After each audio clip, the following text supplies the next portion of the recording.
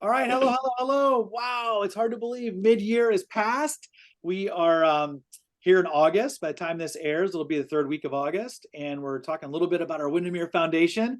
So today we're so excited. We have two of our foundation reps, Nicole Rendaci and Shelby Hoover, joining us today. We had talked earlier in the year about the foundation and how near and dear to our hearts it is and our communities. But we thought we'd do a little bit of a mid-year and then talk a little bit about our recent day of service. So how you guys doing? Doing good. Great, great. So let's just kind of jump right in. You just want to do a quick high level on the foundation and what that mission is? Andrew, do you want to take that? Yeah, definitely. So the Winter Foundation has been around essentially since Windermere has, right? So we've been around for 50 years. And the foundation's been around since 1989. So pretty darn close. There's a little bit of gray area in there, but pretty darn close. And we've been very fortunate to, as of last year, so obviously this number will be going up, donate a total of $50 million to local charities around all of our 10 states, 300 some offices and things like that. So really giving back to our local community. They also try to maintain a central fund as a portion of their funding to be able to be really dynamic and give to charities when they're in dire need, right? So such as last year on the Marshall Fire. I'm hyper confident this year around the fires in Maui, that Windermere will be very dynamic and very mobile and obviously, giving as much as they can and trying to distribute those funds to where they can be the most effective in helping people out, right? So it's nice to have that mixture of, being able to give back locally, but also when, duty calls around our network here, we want to be able to be dynamic and give as an entire community, not just, and rather than having to call every office, like, hey, do you guys got $100? They can kind of be dynamic and give that large check when needed to the people who are impacted by some of these things that are unforeseen, like we've seen here in the last several years with some of these natural disasters.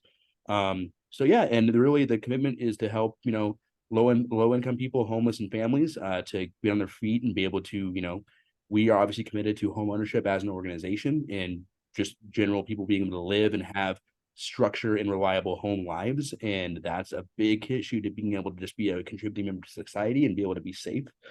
So helping elevate people from homelessness and make sure families have secure home lives is, in a nutshell, in my opinion, the mission of the Windermere Foundation.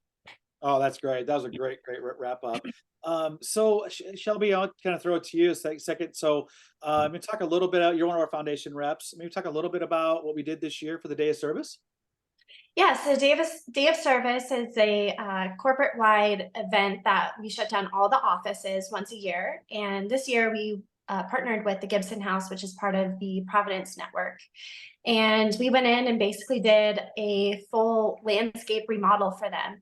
They had told us some projects that they wanted done, so like a new paver, a couple new garden beds. We restained some of the railroad ties and just really spruced up their back area that is their like Zen garden essentially for the residents that are in recovery from alcohol and drug addiction.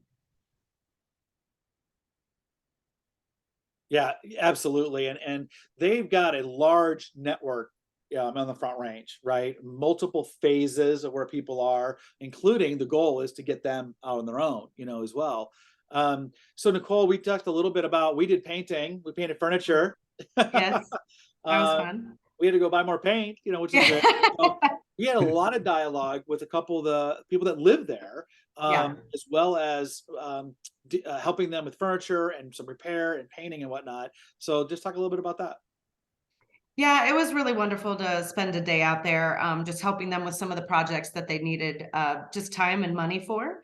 And I know Ellen, the house mom, the den mom, as we called her, she put a lot of time and effort into that space, trying to bring it love and life, so people who are having a bad day with their transition can actually have a place to stay. But we've got to do the furniture, which was really exciting. With my painting background, I felt like an expert trying to get those furniture pieces back up and running again and looking nice, so they have somewhere comfy to sit in that garden. So it was a great day to spend with them. Yeah, and I think hearing some of the stories too of Yeah. where people are, and where they're going, and part of that mission of really getting into your heart, and saying, okay, we're pretty fortunate. Yeah. right? And others, some need help. And I think being able to tie in, like Andrew said, housing is, which is central to us, obviously, and being able to help others and help our community to rise, all ships rise, right? Was big. The other thing that was interesting, and I didn't fully understand. So they've got various properties that they own and manage, and people at various stages too. So there are some scenarios, obviously with drug and alcohol abuse, absolutely, in recovery. There are some where there's some physical abuse, and where you have some women, men, or children, and how they're protected. And there's other things too that I think were real eye-opening, even to me at least, to where they need help with just things like nutritious meals, right? It's not always money. It's about preparing a great healthy meal for them on a Tuesday night or whatever the case may be. So I thought that was really interesting. And I think as a group, we're talking about leaning in a little differently, not only this year, but maybe even next year, as well too. So talk a little bit about, from a foundation standpoint, from a culture standpoint, you two are definitely all in. You two are definitely support Windermere and the foundation, and how that makes you feel through your transactions, and then also when you talk to your clients, right? It's not just about the commission or the sale; it's about things that we do as part of the transaction. So maybe just a couple thoughts around that. I'll go. So for me, I love being a part of Windermere because the foundation gives us depth to our purpose, and gives us more of a reason to be connecting with homeowners, because this does go back to our community. So for me, I just like that we aren't just out here branding ourselves to be the next top producing real estate company. We actually care about the communities that we're working in and want to give back genuinely. So that's a huge motivator for me to be the foundation rep for Colorado Springs, is to brand give our brand awareness to our community through giving back, not just what we can do from a sales perspective. Yeah, for sure. I know with me, one of my taglines is I'm always here to help, because it doesn't matter what you need. I want to be a resource for my clients, for the community. And it's not just, I had one client recently even said, well, I don't want to bother you. I don't know if I'm ready to buy yet. And I'm like, well, that's why I'm here. I'm here to walk you through those steps. And so being a resource before, during, and after a transaction, just so people feel like we are part of that community, because I help people with some of the simplest things that have nothing to do with home ownership, but they know that they can come to me, because we in our community and in the Windermere family, I think, truly care about our community and the people we serve. Andrew, you were talking before we started this call a little bit. You were referencing things that are happening just nationally and big disasters and whatnot. You want to talk a little bit about that, and where Windermere's been able to lean in the past? Yeah, definitely. And I definitely want to be sensitive to, some of the things that people are going through around the country, specifically, our neighbors down in Hawaii. I obviously not there personally, but I do have some friends that thankfully are safe, but there's lots of people that aren't, and lots of people who are still need a ton of help. And so this is an example. And again, I don't have any specific insight into what has happened so far, but I know that obviously Windermere is connected to Hawaii directly. And generally, when those kinds of things happen, Windermere is able to move very dynamically and be able to make, monetary donations to hopefully the right folks that can get help to the people who are in need over there, right? So I know they did that out here during the Marshall fires. I know they've done that in California when there was fires over the last couple of years, and I strongly hope, and I'm confident that Windermere will do something very similar. If not, they haven't already done it in Hawaii. But they don't really make a big deal, but in the sense they're not going to send out a big press release. It's like, oh, Windermere sent out X amount of dollars to Hawaii, right? Because that's not what it's about. It's really about kind of delivering help to people who are in need. So that's likely why I can't specifically say, hey, they've already done this, but I'm very confident. If I was a betting person, I would be very, very confident that's either already happened or is in the works. Because obviously there are people that are in need, and that's what the foundation does, and that's why they're there, to be dynamic. And certainly, in Hawaii, where we we do have people like obviously living and working and clients that have bought and sold homes in that area, and I'm sure they need help. So I'm very confident the foundation was gonna make a movement on that very quickly.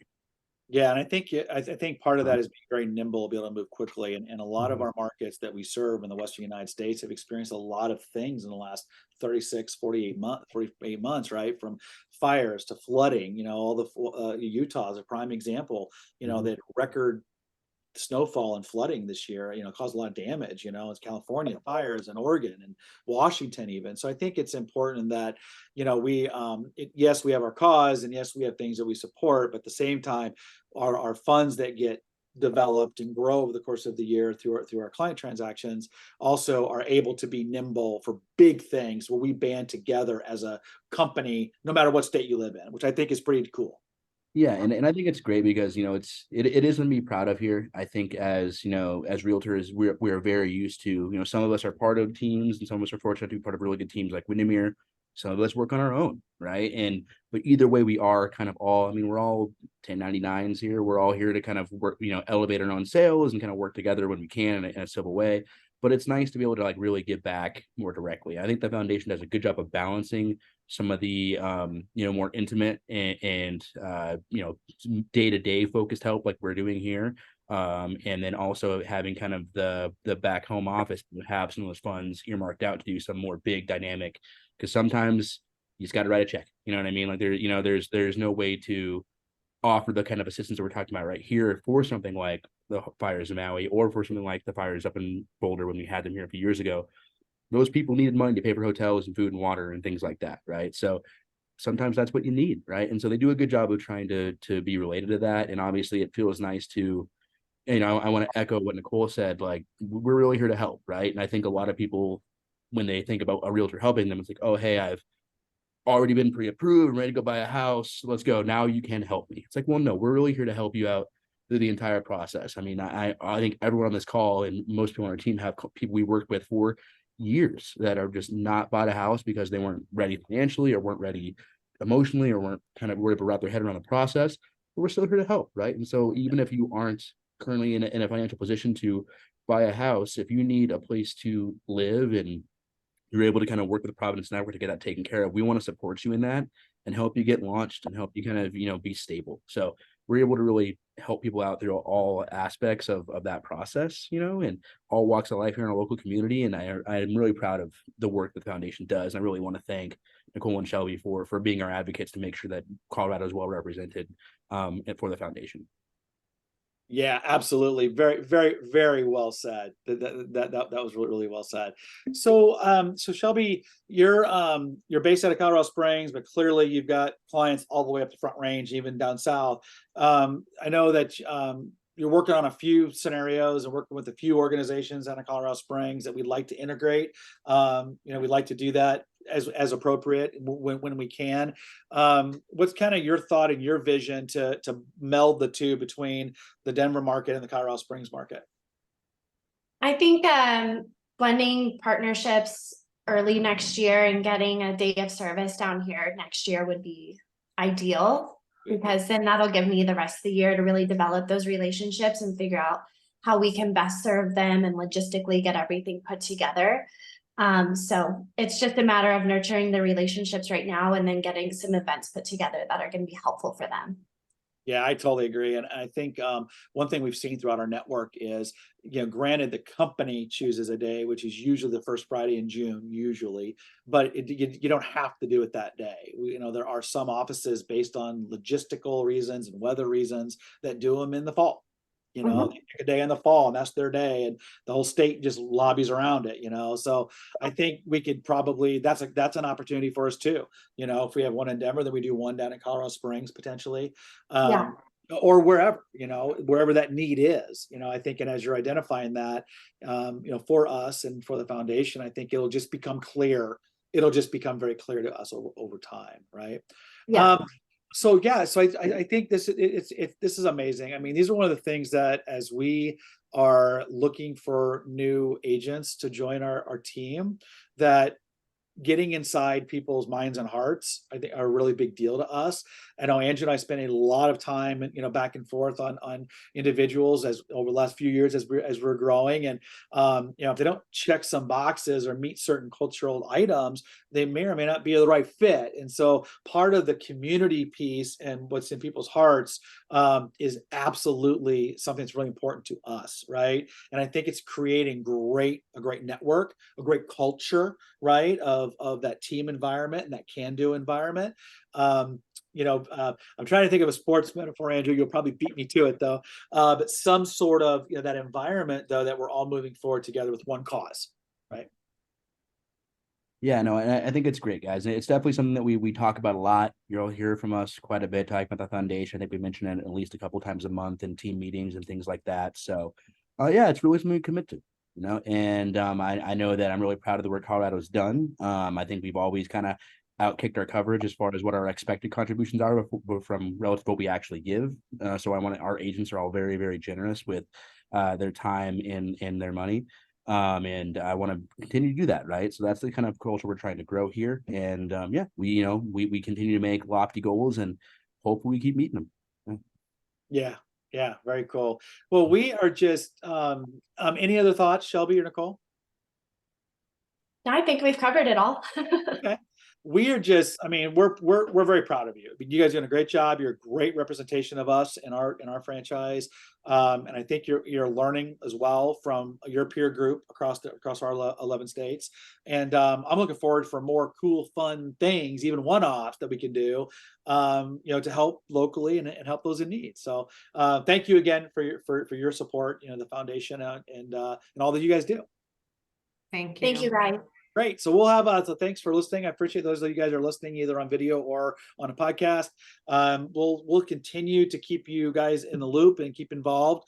We might have these two back on sometime around the holidays, maybe, and talk about such ideas as we wrap up the year, as well. And then obviously as we go into the new year. So thank you again, ladies, for everything that you do, and hope you have a great rest of your day.